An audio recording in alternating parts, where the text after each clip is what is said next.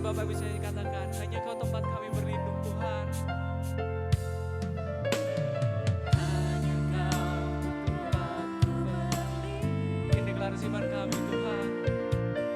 Hanya Engkaulah buku dan kekuatanku. Izinkanlah ku datang menyembah, membawa syukurku sedalamnya hati kami Tuhan. Sedalamnya hatiku Kau pun tahu, dan kasih-Mu tak jauh dalam jiwaku. Di dalam kesesakan, di dalam kemenangan, ku tahu Engkau selalu bersama. Sedalamnya hati kami, sedalamnya hatiku Kau pun tahu, dan kasih-Mu tak jauh dalam jiwaku. Di dalam kesesakan, di dalam kemenangan, ku tahu Engkau selalu bersamaku.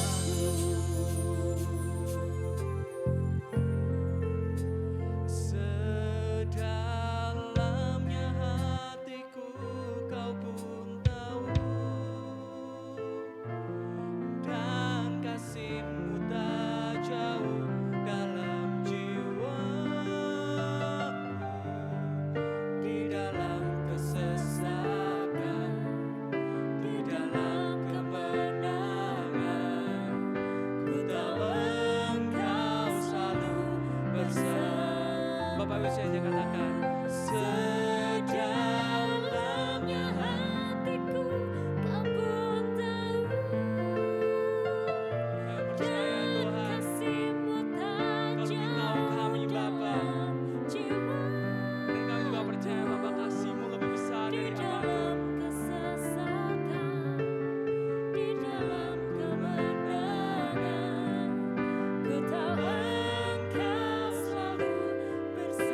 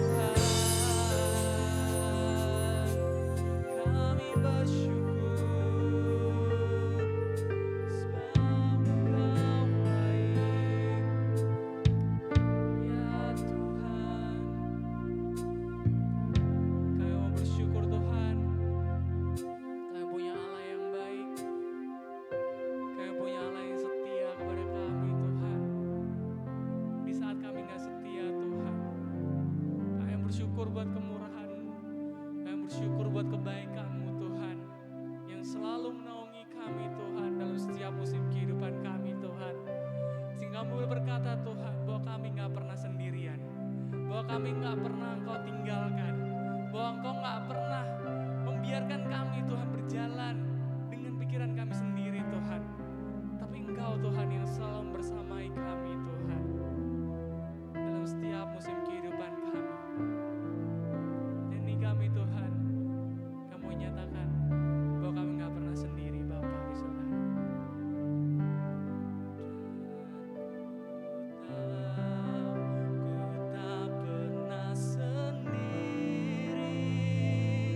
sebab Engkau yang selalu penuhi janji, berjalan bersamaku di depanku, sebab Engkau tahu yang terbaik bagiku. Jalanmu mengatasi jalanku, ku perlu Kau tuntun setiap langkahku. Rancanganmu lebihi rancanganku, ambillah semua seluruh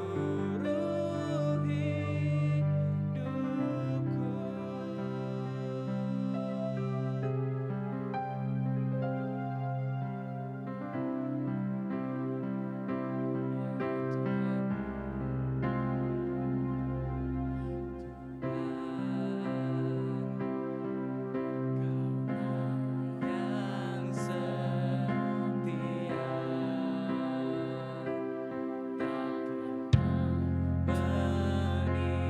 meninggalkan apapun keadaan, buatku terpaku. Tuhan Kau melayani kami. Dalam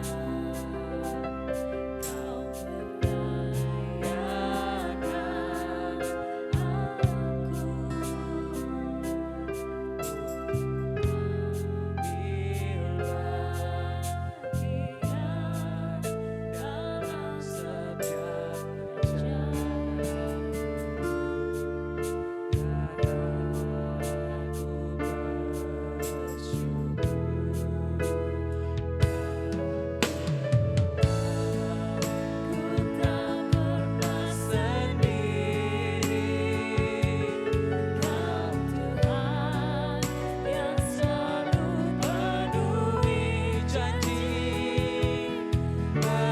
berjalan bersamaku di depanku, sebab Engkau tahu yang terbaik bagiku.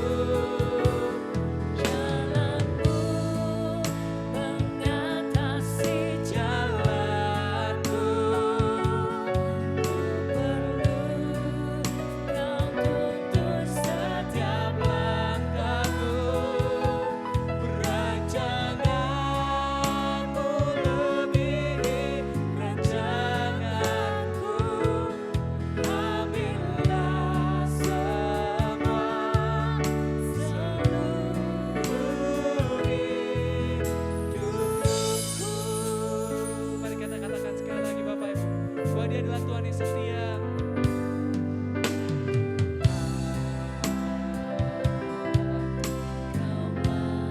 Yang setia,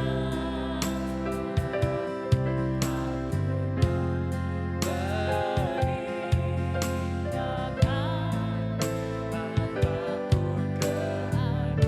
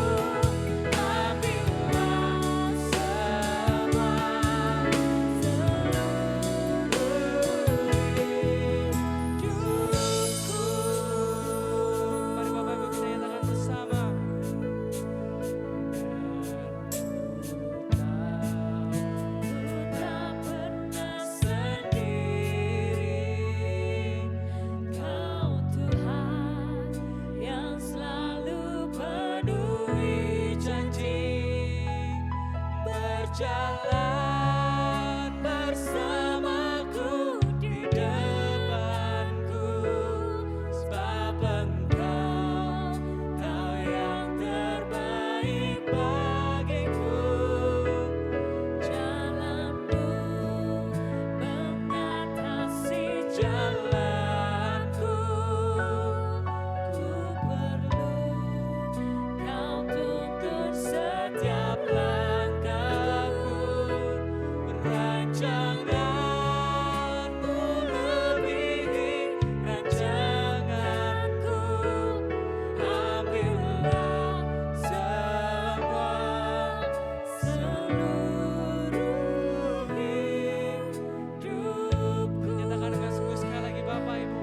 Dan ku tahu ku tak pernah sendiri. Dan ku tak pernah sendiri. Ini deklarasi iman kami Tuhan, bahwa kami punya Tuhan yang selalu penuhi janji Bapa, yang selalu berjalan bersama kami Bapa. Karena kami percaya Engkau yang tahu jalan-jalan kami, dan kami mau percaya Tuhan bahwa rancangan-Mu selalu yang terbaik.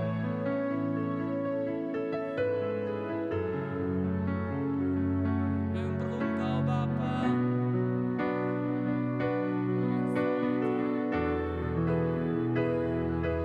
Rancangan-Mu lebihi rancanganku. Ambillah semua seluruh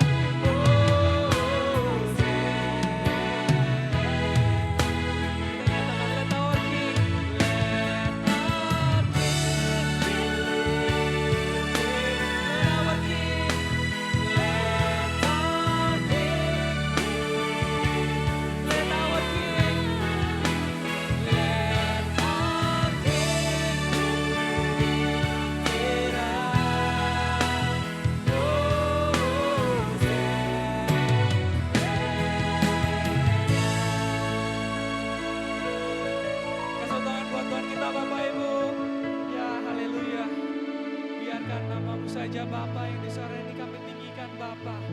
Karena kami percaya Tuhan bahwa hanya Engkau saja Tuhan yang layak untuk kami puji. Hanya Engkau saja Raja yang layak untuk kami sembah Tuhan di sore hari ini. Dan ini kami Tuhan, kami membawa segala kerinduan kami. Kami membawa segala isi hati kami Tuhan kepada Engkau Bapa di sore hari ini. Hanya untuk muji dan memuliakan Engkau Bapa. Dan ini kami Tuhan, kami bisa muji dan memuliakan Engkau. Yang sama-sama siap, boleh sama-sama katakan? Amin. Shalom Bapak Ibu semuanya.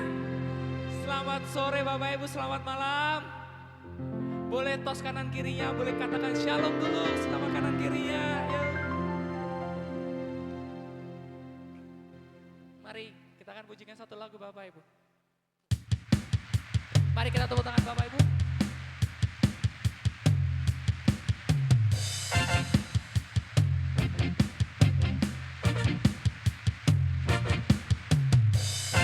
Kita akan pujikan nama-Nya Tuhan di sore hari ini. Kita katakan bersama. Terpujilah nama-Mu Tuhan, kuat dan penuh kemuliaan. Satu suara kami nyatakan,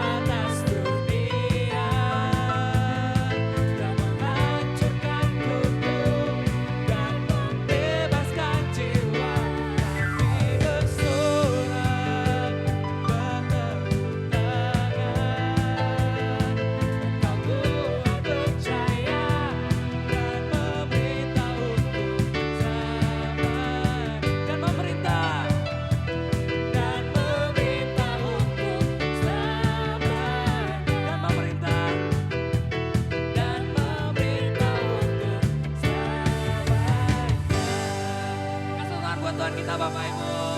Haleluya. Semuanya percaya kalau Tuhan kita besar Bapak Ibu. Siapa yang mau meningkat Tuhan lebih lagi? Kasih tangannya Bapak Ibu. Haleluya.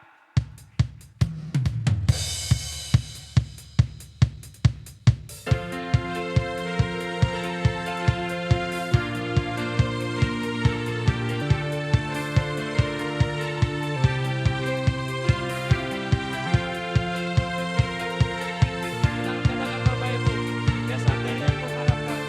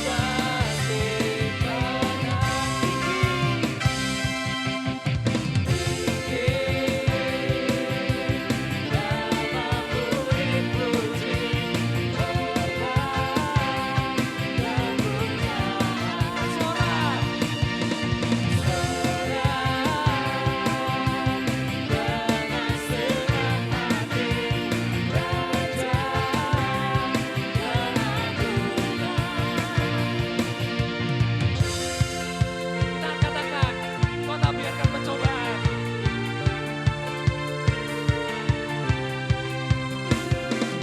Kau tak biarkan pencobaan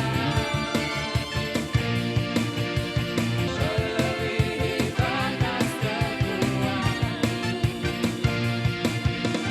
Iman berikanku kemuliaan, semakin serupa dengan gambaran bersama Roh-Mu. Bersama Roh-Mu, ku pasti menang. Tinggi nama-Mu Tuhan, namamu dipuji, hormat kemuliaan. Sorak,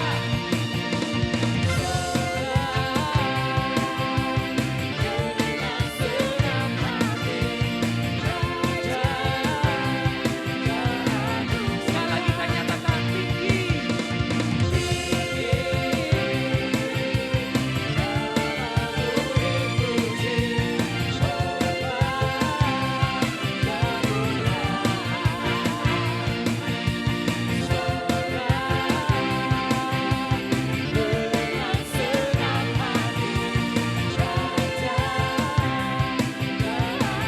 Bapak Ibu saya katakan tinggi, tinggi.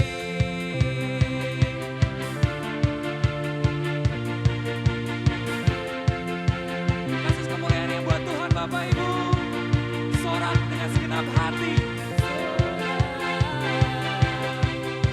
Dengan senang hati, Raja keagungan. Sekali lagi kita nyatakan. Namamu dipuji, hormat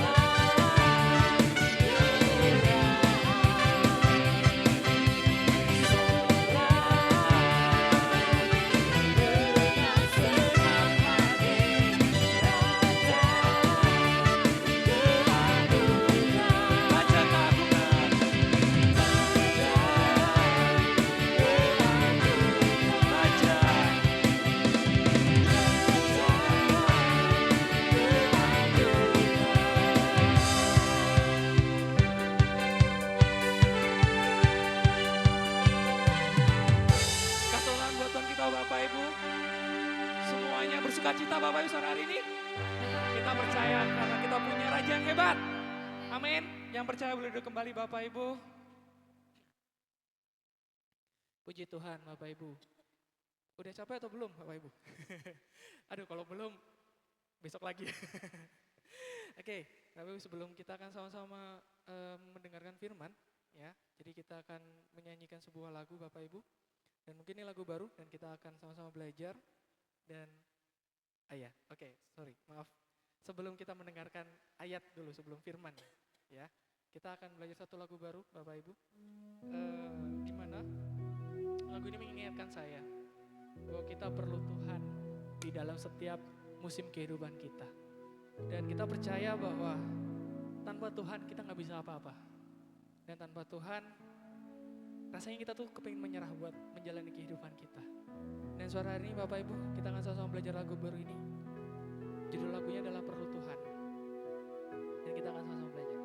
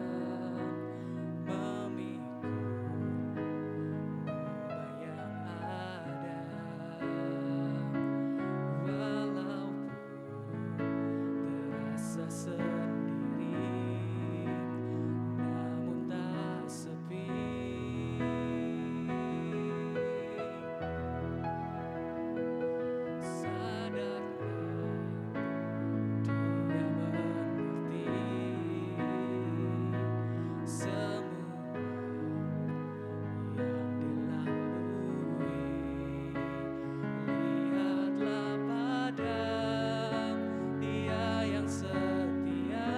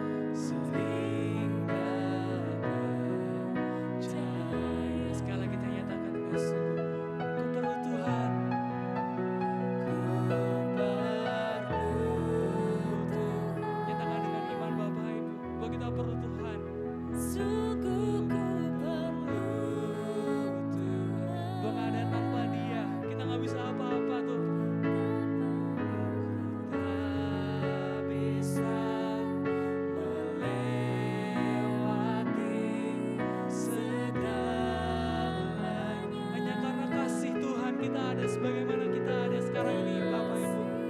yang tetap, kasih yang menguatkan, Yang selalu mampukan kita.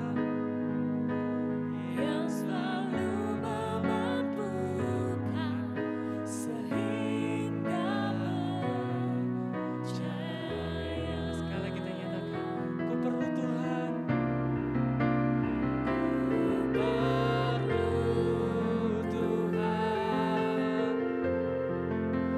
Sungguh ku perlu Tuhan,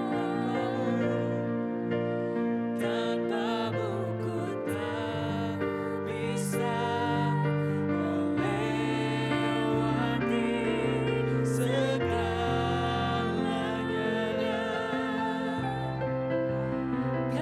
Kasih yang tetap, kasih yang menguatkan,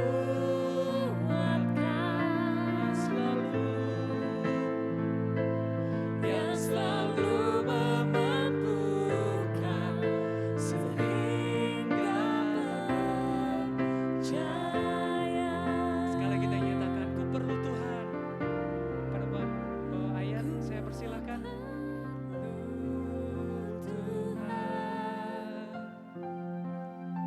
Sungguh ku perlu Tuhan, tanpamu ku tak bisa melewati segalanya.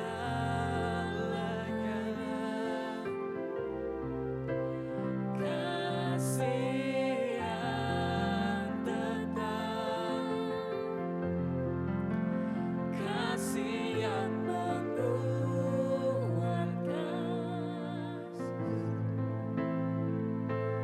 yang selalu memampukan sehingga percaya. Yang selalu mampukan. Yang selalu memampukan sehingga percaya. Yang selalu mampukan. Yang selalu memampukan sehingga percaya.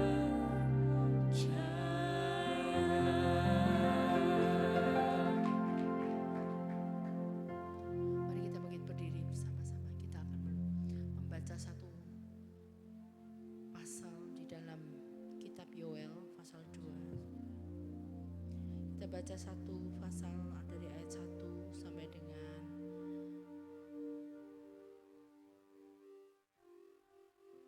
ayat yang ke-32. Seperti biasa saya akan bacakan ayat yang ganjil, saudara baca ayat yang genap. Mari kita mau sama-sama mendeklarasikan, karena ini adalah bacaan tentang janji Tuhan dan juga tentang hari Tuhan. Ya. Yoel pasal 2 ayat 1. Tiuplah sangkakala di Sion dan berteriaklah di gunungku yang kudus. Biarlah gemetar seluruh penduduk negeri, sebab hari Tuhan datang, sebab hari itu sudah dekat.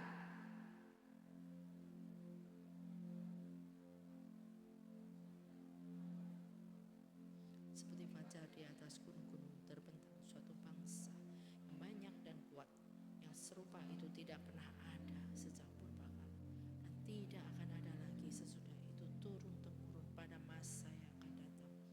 Di depannya api memakan habis, di belakangnya nyala api berkobar.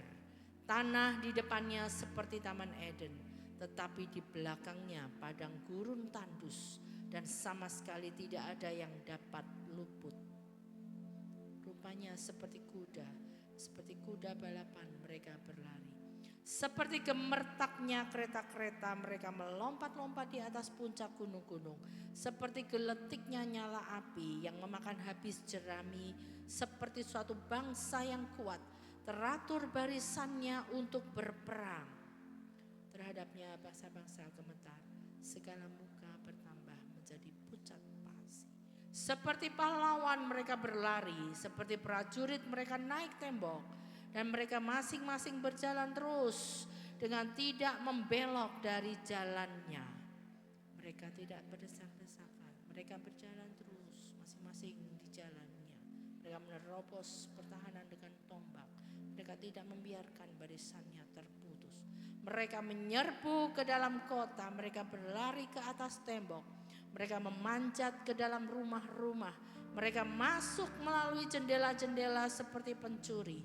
Di depannya bumi gemetar, langit bergoncang, matahari dan bulan menjadi gelap, bintang-bintang menghilangkan cahayanya. Dan Tuhan memperdengarkan suaranya di depan tentaranya. Pasukannya sangat banyak dan pelaksana firman-Nya kuat. Betapa hebat dan sangat dahsyat hari Tuhan. Siapakah yang dapat menahannya? Seruan untuk bertobat.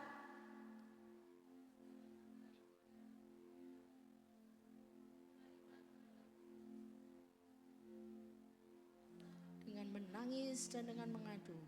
Koyakkanlah hatimu dan jangan pakaianmu. Berbaliklah kepada Tuhan Allahmu, sebab Ia pengasih dan penyayang, panjang sabar dan berlimpah kasih setia, dan Ia menyesal karena hukumannya.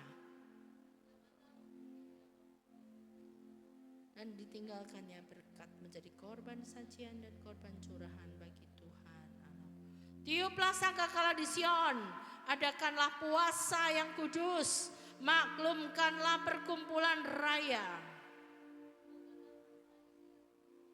Jemaah, himpunkanlah orang-orang yang tua, kumpulkanlah anak-anak bahkan anak-anak yang menyusu. Baiklah pengantin laki-laki keluar dari kamarnya, dan pengantin perempuan dari kamar tidurnya. Baiklah para imam, pelayan-pelayan Tuhan menangis di antara balai depan dan mezbah dan berkata, sayangilah ya Tuhan umat-Mu dan janganlah biarkan milik-Mu sendiri menjadi celah sehingga bangsa-bangsa menyindir kepada mereka. Mengapa orang berkata di antara bangsa, di mana Allah mereka? Janji Tuhan kepada bangsa yang bertobat. 14.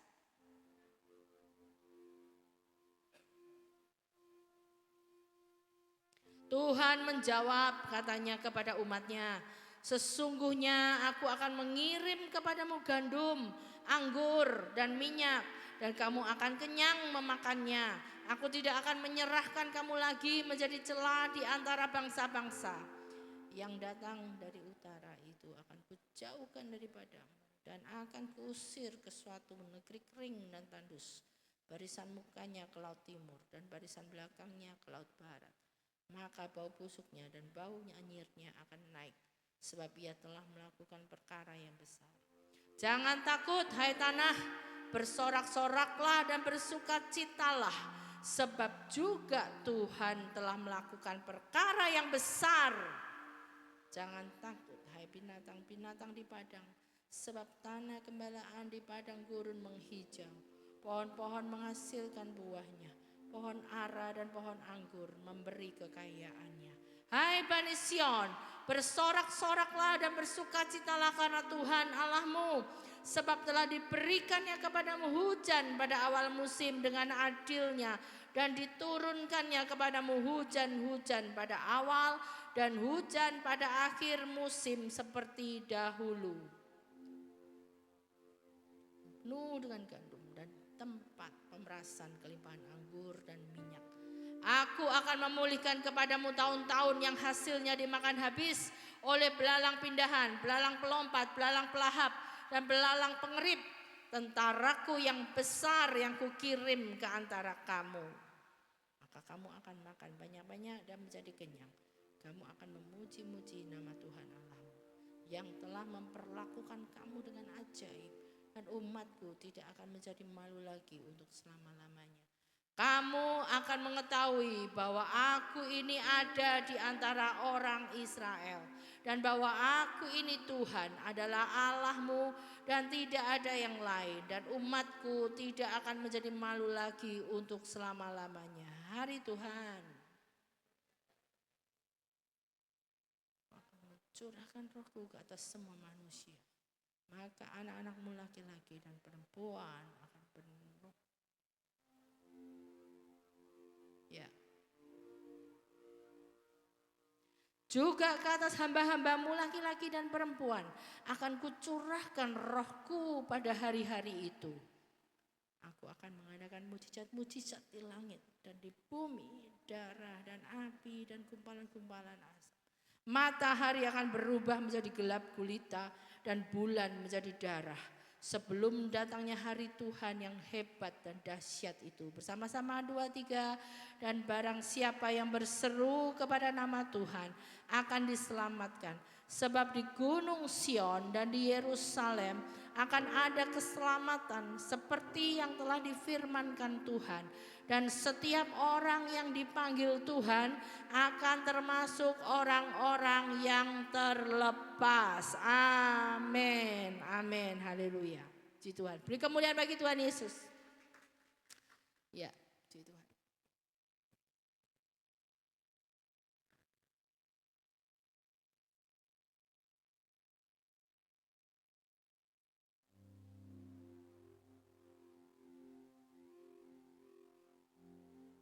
Baik Bapak Ibu, sebentar lagi kita akan sama-sama melakukan doa rantai Bapak Ibu. Dan sebelum kita akan sama-sama melakukan doa rantai, kita akan pujikan lagu yang tadi dahulu, yang kami perlu Engkau Tuhan, yang ku perlu Tuhan. Bagian refnya saja kita akan pujikan.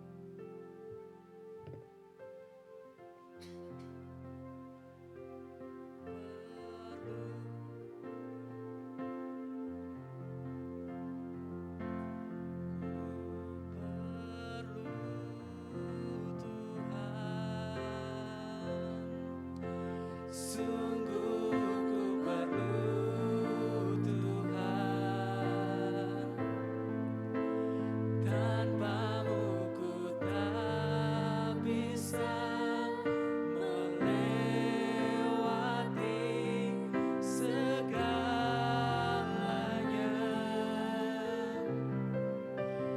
Kasih yang tetap, kasih yang menguatkan,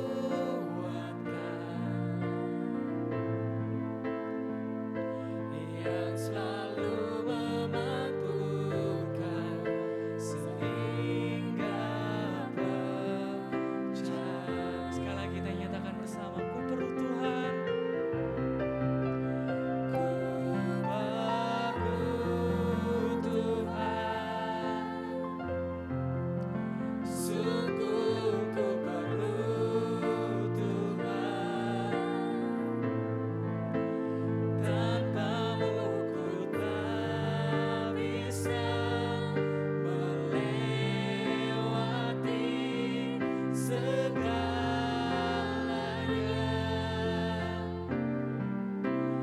Kasih yang tetap, kasih yang menguatkan,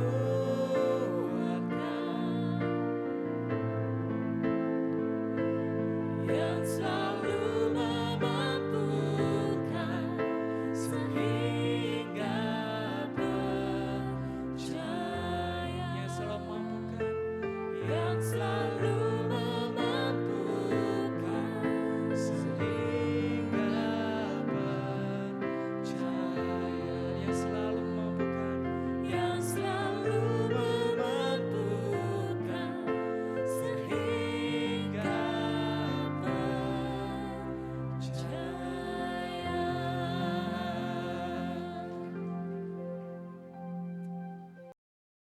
Shalom, sudah selesai doanya, amin. Ya, saya akan merenungkan renungan singkat pada malam hari ini. Ya, saya mendapatkan suatu firman. Hari-hari ini kita mendapatkan firman yang luar biasa. Ya, saya pribadi waktu saya merenungkan beberapa bulan ini, saudara, saya mendapatkan suatu ayat yang cukup memberkati saya, ya, yang saya khotbahkan di awal bulan April kalau saya, tentang kasih karunia. Ya. Kemudian beberapa waktu yang lalu, hari Minggu kemarin saya sampaikan mengenai apa, saudara masih ingat, ya, tentang apa yang kita cari, ya, sebagai orang percaya, saudara.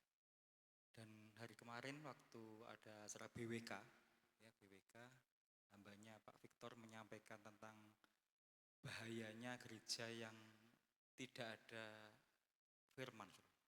Ya, ketika cerita di dalam kitab Samuel, ya, peristiwa Imam Eli, ya, seorang imam yang matanya sudah rabun, ya, dan Tuhan memilih seorang masih muda, ya, seorang yang nantinya jadi nabi di Israel, yaitu Samuel. Ya, Tuhan lihat betapa luar biasanya hati Samuel sehingga Tuhan pilih Samuel. Ya, saya juga teringat ketika saya berbincang-bincang dengan teman rekan bekerja, teman-teman saya, ya, teman saya yang seringkali memberikan nasihat-nasihat, berikan masukan-masukan mengenai gereja ke depan, saudara, ya, bahwa gereja Betani ini harus jangan sampai kehilangan yang namanya apa, saudara, yang kemarin saya sampaikan hari waktu ibadah, bukan ibadah, waktu pertemuan fellowship Gembala FA, kaki dian, saudara. Ya, jangan sampai gereja ini kehilangan kaki dian, ya. Cinta yang mula-mula kepada Tuhan itu jangan sampai hilang, saudara. Ya. Waktu saya didoakan, waktu BWK dengan Pak Victor itu secara khusus berdoa tentang Yosua, saudara. Ya. Bahwa kita harus menyeberang ketika Musa sebagai pemimpin besar Israel pada waktu itu sudah mangkat, sudah dipanggil pulang. Kemudian generasi penerusnya yaitu Yosua. Yosua diperintahkan Tuhan untuk menyeberang sungai Yordan. Bahkan dikatakan kitab 1 Yosua pasal pertama sampai 1 sampai dengan 9 itu, jangan takut, jangan gentar. Ya. Kemudian dikatakan apa? Perkatakan terus firman Tuhan. Renungkan siang dan malam supaya perjalananmu berhasil dan beruntung. Ya. Karena hari-hari ini kita sedang menghadapi situasi yang tidak baik-baik saja. Ya, semua orang memprediksikan hari-hari ke depan ini sudah kita alami, saudara. Kita merasakan, ya, merasakan seolah-olah kita sedang berjalan di tengah-tengah api, saudara. Api bicara soal kesulitan, bicara soal proses, api bicara soal apa lagi? Tantangan kehidupan yang bukan semakin baik, saudara. Ya, kita ingat contohnya ketika Sadrak, Mesak, dan Abednego pada waktu dia harus memilih. Kamu pilih menyembah patung Nebukadnezar atau harus masuk ke perapian yang menyala-nyala. Mereka bertiga tetap mempertahankan imannya, saudara. Meskipun secara dunia, secara manusia, dia orang yang berpotensi, orang yang menguntungkan Babel. Orang yang tidak berbuat neko-neko, saudara. Dia tidak memberontak. Tetapi ada orang-orang yang iri hati terhadap tiga Sadrak, Mesak, Abednego, saudara. Ya, sehingga orang Kasdim katakan, itu lihat pegawaimu, seorang gubernur Sadrak, Mesak, Abednego, tidak menyembah patung yang Tuanku dirikan. Ya, diiri, saudara. Ya, orang Yehuda pada waktu itu supaya ikut menyembah, saudara. Menyembah isunya itu bukan soal menyembah patung, saudara, tetapi menyembah keyakinan mereka, saudara. Ya, menyembah apa yang Sadrak, Mesak, Abednego sembah pada waktu itu. Dan ternyata realitanya mereka tidak gentar, tidak takut, saudara, menghadapi api di depan mereka, saudara. Saya ingat tokoh yang bernama Daniel. Ya, Daniel pada waktu cerita itu tidak ada, saudara. Kalau sudah nanti baca kitab Daniel pasal yang ketiga, tidak muncul yang namanya Daniel, saudara. Saudara tahu Daniel ini orang yang luar biasa, orang yang punya roh yang excellent. Karena dia setiap hari berdoa 3 kali kepada Allahnya. Ya, saya percaya dia punya hubungan yang intens dengan Allahnya yang disembah. saudara, Daniel. Dan 3 periode raja, dia selalu menjadi orang kepercayaan raja. Mulai dari Nebukadnezar, mulai dari Raja Belshazzar, dari Raja Darius. Daniel ini orang penting, saudara. Tetapi waktu kejadian Sadrak, Meshak, Abednego harus menyembah patung, tidak ada kehadiran Daniel, saudara. Ini saya sampaikan pada waktu Minggu sore, saudara. Saya mengulang lagi, saudara. Ya, artinya suatu ketika kita harus menghadapi realita berjalan di dalam api. Tanda petik berjalan di dalam api bukan berarti sudah harus terbakar dengan api, tapi kesulitan harus memilih kita menyembah siapa, saudara. Mungkin kadang-kadang seringkali pekerjaan kita yang menjadi ilah kita. Kita melupa dengan ibadah kita, saudara. Kita menyembah di luar Tuhan. Hati-hati, saudara. Begitu juga pada malam hari ini, saudara. Saya teringat cerita tentang Nabot, saudara. Sudah pernah dengar Nabot? Ada yang pernah dengar ceritanya Nabot? Ya, Nabot pada zamannya Raja Ahab, ya. Dia punya kebun anggur, saudara. Ya, suatu ketika Ahab melihat Nabot ini punya kebun anggur ingin ditukar, saudara.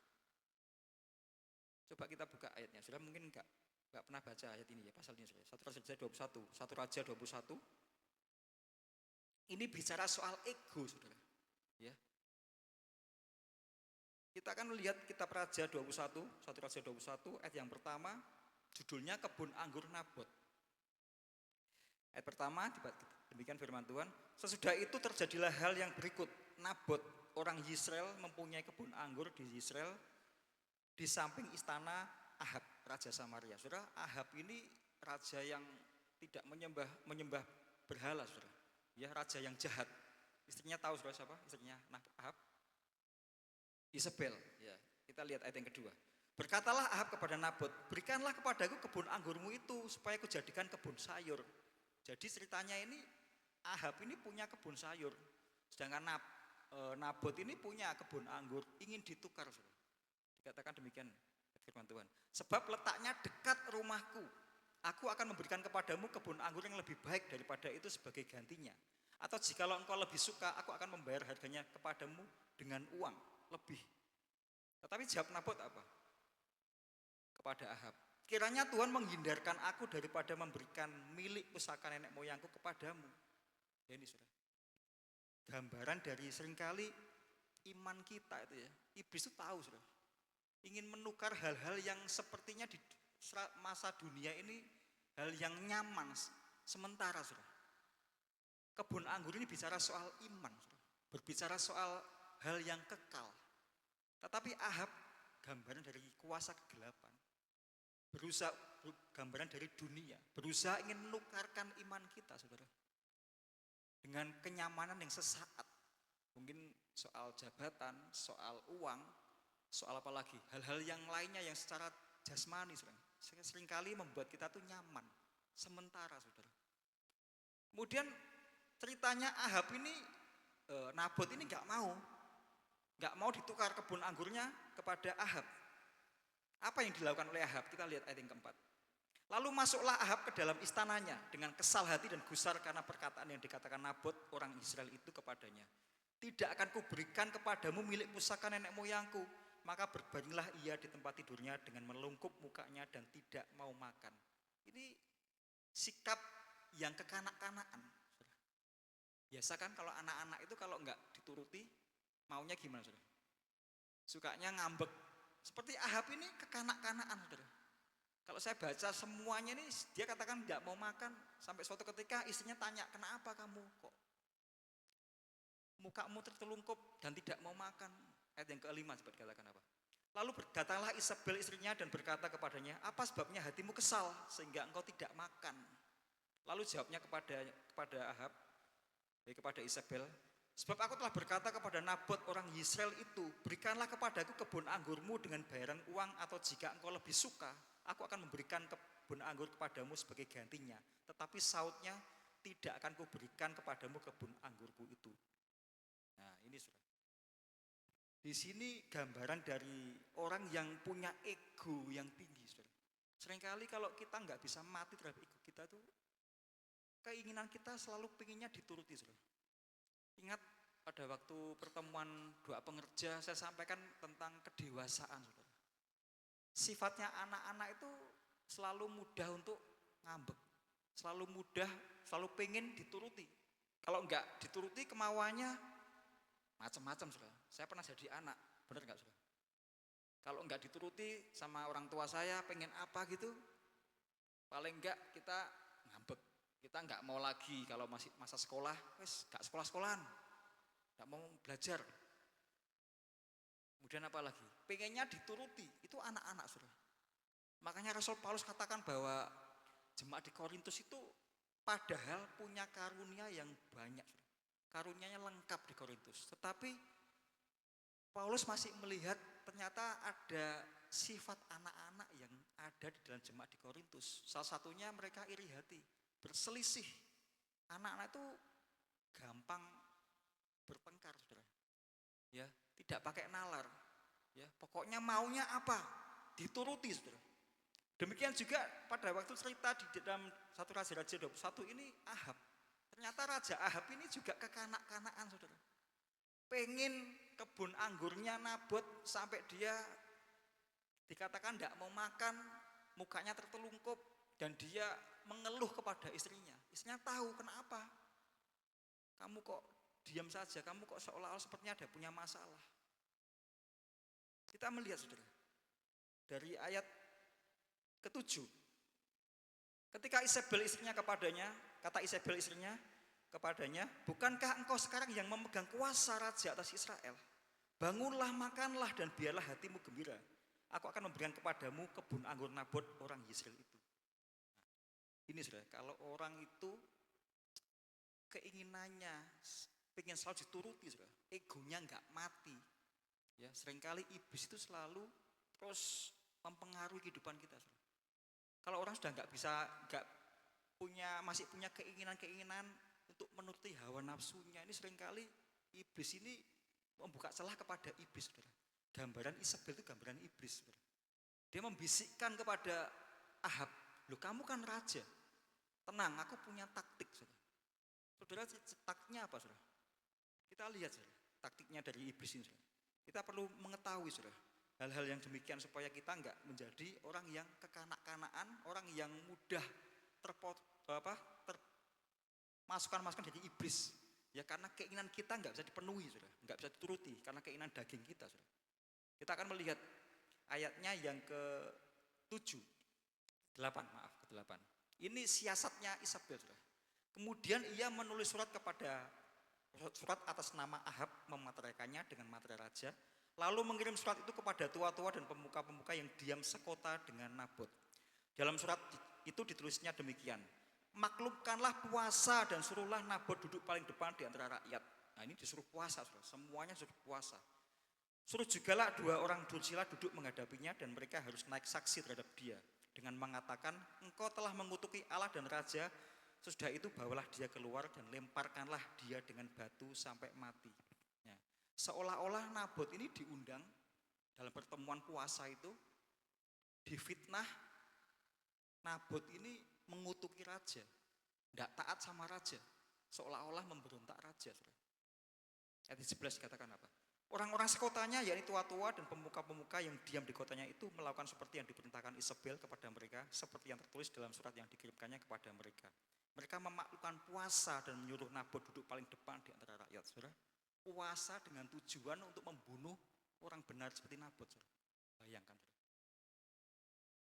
Ini suatu taktik iblis. Seringkali karena keinginan kita enggak terpenuhi, bisa jadi kita ngambek. Mungkin doa saudara belum terjawab. Seolah-olah saudara masalah demi masalah, kita menyalahkan yang lainnya sekitar kita, saudara. Kita membuka celah iblis, membisikkan kita. Wes gak usah Tuhan-Tuhanan, gak usah berdoa, gak usah pelayanan.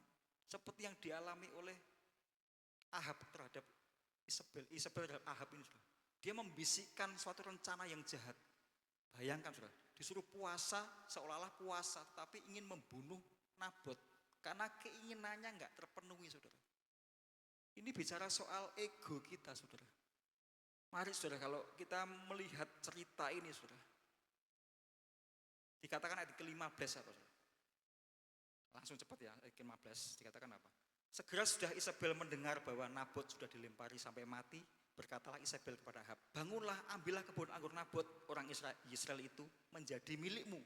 Karena Nabot yang menolak memberikannya kepadamu dengan bayaran uang sudah tidak hidup lagi, ia sudah mati. Terjadi saudara, siasatnya Isabel ini. Demi untuk mendapatkan kebun anggurnya Nabot, dia membunuh Nabot dengan upaya supaya apa yang keinginannya Ahab suaminya terpenuhi, saudara. Dari sini saya merenungkan cerita ini, saudara. Ternyata kalau ego kita, keinginan jasmani kita itu nggak bisa mati, kita nggak bisa menahan diri kita, bahaya, saudara. Ya, kita melihat bagaimana Nabot. Kalau saya waktu membaca cerita ini, Nabot itu artinya berbuah, saudara. Ya, berbuah itu bicara soal berkat, saudara.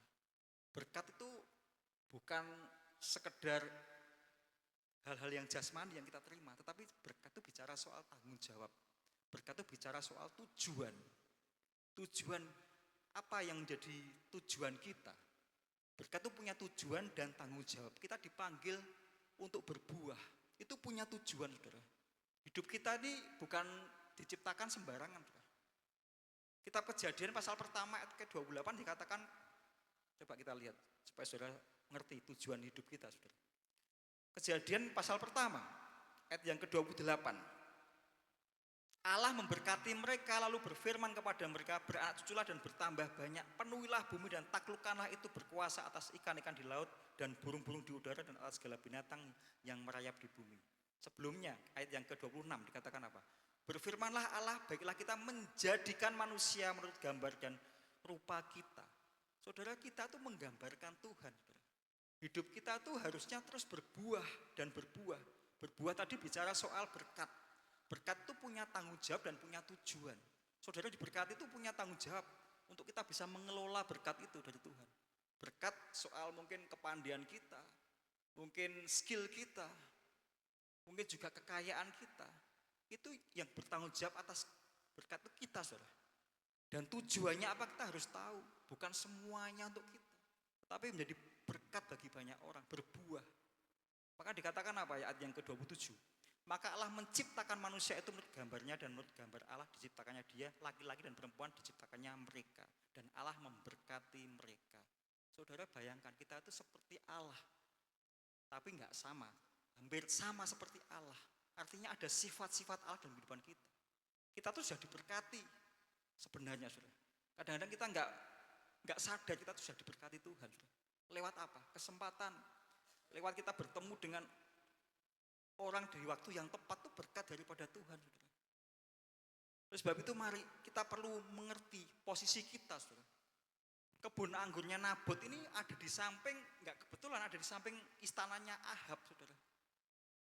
Ini bicara soal seringkali Tuhan itu, anak-anak Tuhan itu bersanding dengan hal-hal yang duniawi, saudara. Makanya hati-hati. Posisi kita tuh harus terus posisi kepada Tuhan, saudara. Saudara, enggak kebetulan kalau sudah baca tadi 1 Raja 21 ini kebun anggurnya Ahab, kebun anggurnya Nabot ini berdampingan dengan istananya Ahab. Dan Ahab punya kebun sayur, saudara. Ini sebuah tawaran yang memikat, saudara, sebenarnya. Ditawarkan, kamu tak tukar, tak kasih uang.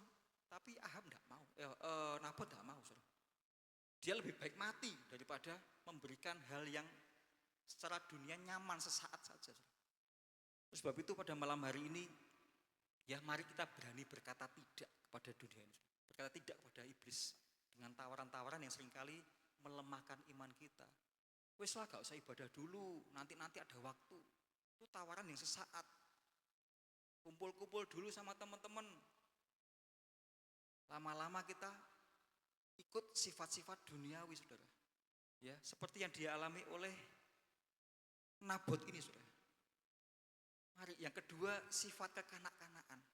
Jangan sampai kita lama orang beribadah tetapi masih punya sifat kekanak-kanakan. Ya. Enggak mau saudara? Kalau anak-anak tadi saya katakan tadi, kalau enggak dituruti enggak mau makan. Ya, ingin menyendiri. Kemudian kita pengennya dituruti semua. Ya, kalau nggak dapat sesuatu kepahitan, itu anak-anak sudah. Ya, wes gak ngelayani lagi lah. Doa-doaku ya ternyata hidupanku ya sama aja. Wes pray melayani. Nah, ego kita artinya masih berkuasa, saudara. Ya, itu cirinya orang yang sifatnya kekanak-kanakan seperti yang dialami, yang dimiliki oleh sifatnya Ahab, saudara. Coba kita lihat 1 Korintus 13 ayat 11. Saya ingat ayat ini, saudara. Kitab 1 Korintus 13 ayat 11. Dikatakan apa? Ketika aku kanak-kanak, aku berkata-kata seperti kanak-kanak. Aku merasa seperti kanak-kanak. Aku berpikir seperti kanak-kanak. Sekarang sudah aku menjadi dewasa, aku meninggalkan sifat kanak-kanak. Saudara, ayat ini ada 3 hal. Anak-anak itu berkata-katanya beda dengan orang yang dewasa, saudara. Kemudian merasa, berpikir. Ya, jadi anak-anak itu kalau kata-katanya itu, emosinya, cara berkata-katanya itu sembarangan, itu saya katakan tuh masih anak-anak, saudara. Ya, kadang-kadang ngomong tapi tidak dipikir, saudara. Yaitu kalau membuat orang lain tersinggung, membuat orang lain tuh siap, saudara, dengan kata-kata kita. Ya, suka ngambek, kecewa, gampang marah. Bangsa Israel ini bersungut-sungut sehingga Tuhan binasakan semua. Karena sedikit-sedikit nggak ada sedikit bersungut-sungut. Sakno Musa, saudara. Saya baca ceritanya perjalanan Israel ini, kasihan pemimpinnya, saudara. Padahal Tuhan itu sudah cukupkan semua, mana cukup, daging cukup, sampai mereka muntah-muntah, mereka nggak mau sampai mereka mual, saudara. Karena kebanyakan makan, ya kurang apa? Air, dikasih air. Dijagai tiang awan dan tiang api, itu kan bukti bahwa Tuhan tuh menyediakan semuanya. Seringkali kita tuh hitung-hitungan sama Tuhan, saudara. Seperti anak-anak, seperti Ahab ini, saudara. Ya, bahasanya tantrum, ya. Anak-anak itu kan bahasanya, sifatnya anak-anak itu kan tantrum, saudara. Ya, sedikit-sedikit pengen diperhatikan. Ya, saya rindu jemaat di tempat ini enggak seperti anak-anak, saudara. Ya, amin, saudara. Kata-kata kita, perasaan kita, berpikir kita harus dewasa, saudara. Ya, tanda kedewasaan itu pernah saya sampaikan, kita bisa mampu apa? Mengendalikan diri, saudara. Mengendalikan emosi, tidak mudah tersinggung, tidak mudah terprovokasi, tidak mudah melepas pelayanan. Ya, karena di dalam pelayanan itu pasti yang namanya besi menajamkan besi, manusia menajamkan sesamanya, saudara. Gak ada yang sendirian, saudara. Ya, makanya ketiga Sadrak, Mesak, Abednego itu salah satu yang saya dapatkan berkat dari cerita itu, mereka punya komunitas yang kuat, saudara. Saya percaya mereka itu saling mendukung meskipun dalam masa yang sulit, saudara. Ya, tiga-tiganya tidak menyangkal imannya, saudara. Sama, mereka tidak kompromi sama Raja Nebu waktu itu, saudara. Apa gunanya aku berargumentasi, ceritanya di dalam kitab Daniel pasal yang ketiga, nanti sudah baca, saudara. Apa gunanya aku berargumentasi sama Nebukadnezar? Meskipun aku gak ditolong, aku tetap gak menyembah patungnya Nebukadnezar. Saudara, saya katakan bahwa kualitas emas itu sesungguhnya itu ketika kita keluar dari dalam api, ketika sudah dibakar oleh api. Api bicara soal tadi kesulitan, hal-hal yang harus kita pilih yang sesuai dengan kehendak Tuhan. Buktinya Nebukadnezar, Sadrak, Mesak, Abednego ditolong sama Tuhan. Mereka mengalami mujizat yang luar biasa, saudara. Sampai-sampai Nebukadnezar mengakui Allahnya Sadrak, Mesak, dan Abednego. Dan orang-orang yang mencoba mencebloskan mereka bertiga ini gantian dibunuh sama Nebukadnezar. Semuanya, saudara. Artinya sini Tuhan membela orang yang punya integritas, saudara. Ceritanya Nabot ini meskipun dia mati, tetapi Nabi Elia waktu itu katakan bahwa nantinya keluarga Ahab semuanya mati. Bahkan dikatakan nanti Isabel itu akan matinya dimakan sama anjing. Terbukti, saudara. Mereka berdua ini, raja ini membunuh orang benar, orang yang punya integritas, orang yang tidak tetap mempertahankan imannya, saudara. Tidak kepencut dengan hal-hal kebun sayur dan uang yang ditawarkan oleh Ahab, saudara. Mari kita melihat, saudara, satu contoh ayat. Satu ayat dalam kitab Ayub pasal ke-36, ayat yang ke-7. Satu ayat yang terakhir, saudara. Satu Raja Ayub 36 ayat 7. Ayub pasal 36 ayat yang ke-7. Jadilah orang benar, dikatakan orang yang punya integritas. Dikatakan apa? Ia tidak mengalihkan pandangan matanya dari orang benar, tetapi menempatkan mereka untuk selama-lamanya di samping raja-raja di atas tahta, sehingga mereka tinggi martabatnya. Sama yang dialami oleh Daniel. Daniel ini ditinggikan Tuhan martabatnya. Bahkan dia ditempatkan selama-lamanya di samping raja. Daniel diberikan kuasa atas Israel sebagai penasihat raja. Derajatnya dinaikkan. Kenapa? Karena dia punya sifat integritas, jadi orang yang benar. Ya, 3 periode raja dia tetap jadi orang nomor 2 setelah rajanya. Jadi penasihat kerajaan. Di sini bicara soal integritas. Mari saudara, Nabot ini pegang integritas. Meskipun dia difitnah, dia dibunuh, kehilangan nyawa. Bicara soal ego, saudara. Siapkah kita kehilangan nyawa kita? Tanda petik, yaitu ego kita, saudara. Demi kebenaran firman Tuhan, saudara. Ini sebuah tantangan kita pada malam hari ini. Ya, jangan sampai kita tukarkan kebenaran kita dengan hal-hal yang jasmani, yang sementara, saudara. Ya, meskipun Nabot ini kehilangan nyawanya, kehilangan dia berani egonya, tetapi Tuhan perhitungkan dia. Ya, sampai ceritanya Ahab ini semua keluarganya mati semua, saudara. Dan matinya tuh aneh, saudara. Pada waktu Raja Ahab tuh nyamar waktu perang, saudara. Musuhnya tuh nggak sengaja dia melempar panahnya itu sembarangan tuh. Ternyata kena Raja Ahab. Tuhan tuh aneh-aneh, saudara. Ya, meskipun tidak sasarannya waktu itu prajurit musuhnya Ahab ini tidak langsung ke raja. Raja waktu itu nyamar supaya nggak terbunuh di dalam medan peperangan. Tapi kalau Tuhan sudah arahkan kepada Ahab, nggak bisa ditolak. Ya, meskipun dikatakan Alkitab sembarangan prajurit waktu itu musuhnya Ahab itu memanah sembarangan, ternyata kena tengkuknya Ahab dan Ahab mati, sudah. Kemudian Isabel juga demikian.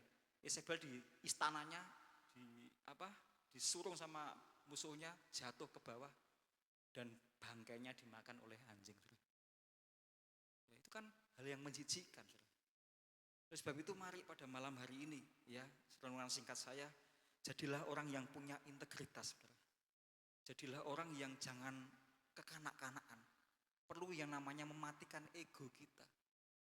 Mungkin saudara doa saudara belum terjawab, atau mungkin keinginan saudara belum terlaksana. Siapa tahu itu memang kasih karunia Tuhan. Saudara ditahan sama Tuhan, saudara. Ingat bangsa Israel pada waktu terjepit dikejar tentara Firaun. Meskipun jalan terdekat, tapi Tuhan katakan putar. Ya, kasih karunia saya katakan bukan berarti kita menerima semuanya keinginan kita, saudara. Ada kalanya Tuhan tuh menghentikan kita, langkah kita, supaya menyelamatkan jiwa kita, ngeman kita, saudara. Ya, bukan berarti Tuhan itu jahat. Pada malam hari ini satu ayat kita buka bersama-sama, kitab Galatia pasal yang kedua yang terakhir kita baca bersama-sama, Galatia 2 ayat 20. Saya rindu semua ini jemaat di tempat ini punya integritas. Amin, saudara. Tidak kekanak-kanaan, ya, berani untuk mematikan ego kita. Karena hari-hari ke depan ini kita sedang berjalan di dalam api, kesulitan demi kesulitan, saudara. Ya, kita punya kekuatan daripada Tuhan. Kita punya firman, perkatakan firman itu yang menguatkan kita, saudara. Kita buka Galatia pasal yang kedua 20, dikatakan apa? Ayo kita baca sama-sama. Galatia 2 20, 1 2 3. Namun aku hidup, tetapi bukan lagi aku sendiri yang hidup, melainkan Kristus yang hidup di dalam aku. Dan hidupku yang kuhidupi sekarang di dalam daging adalah hidup oleh iman dalam Anak Allah yang telah mengasihi aku dan menyerahkan dirinya untuk aku. Bukan lagi aku sendiri yang hidup, tetapi Tuhan yang hidup dalam kita, saudara. Ya, makanya mari kita berani untuk penyerahan total kepada Tuhan. Ya, bukan keinginan kita lagi, tapi semuanya atas kehendak Tuhan, saudara. Amin, saudara. Mari renungkan firman Tuhan pada malam hari ini. Saudara nanti bisa baca tentang cerita Nabot ini semua keseluruhan dari 1 Raja 21 supaya kita mengerti bagaimana contohnya orang-orang yang punya integritas dengan orang-orang yang punya punya roh agamawi yang palsu seperti Isabel ini kan puasa untuk membunuh Nabot, saudara. Itu kan sesuatu yang aneh. Saudara, jangan sampai kita puasa tapi punya keinginan untuk rekanku biar mati, sainganku biar binasa, biar bangkrut, saudara, mungkin kayak gitu, saudara. Saingan kerja kita. Tapi puasa itu untuk merendahkan diri kita di hadapan Tuhan. Amin. Untuk kita mengerti kehendak Tuhan. Ya, mari kita berdoa bersama-sama malam hari ini. Bapak, kami bersyukur Tuhan buat firman-Mu yang singkat malam hari ini sebagai pegangan kami, supaya kami menjadi jemaat yang punya integritas Tuhan, jemaat yang tidak punya iman yang murahan Bapak. Tapi kami mau sungguh-sungguh Tuhan mempertahankan iman pengharapan kami hanya kepada Engkau Tuhan. Supaya kehidupan kami diberkati oleh Engkau, karena kami tahu Tuhan hari-hari ke depan ini hari-hari yang sulit Tuhan, yang sukar dalam kehidupan kami Bapak. Tapi kami percaya kami punya Allah yang dahsyat, Allah yang selalu membela kami, orang benar Bapak. Jadikan kami orang-orang yang benar Tuhan, orang-orang yang punya integritas, orang-orang yang sudah mematikan ego masing-masing kami Bapak. Sehingga kami tidak menjadi Kristen yang kanak-kanak, kami tidak menjadi orang yang mudah untuk ngambekan Tuhan, mudah untuk protes kepada Engkau Tuhan. Tapi kami mau melangkah bersama dengan Engkau Tuhan. Berikan kami Tuhan hikmat-Mu, pewahyuan yang baru Tuhan, supaya kehidupan kami semakin memancarkan kemuliaan-Mu Bapa. Tuhan berkati anak-anak-Mu di tempat ini Bapa, supaya menjadi jemaat yang militan Tuhan, orang-orang yang takut akan Engkau dan mengasihi Engkau Tuhan.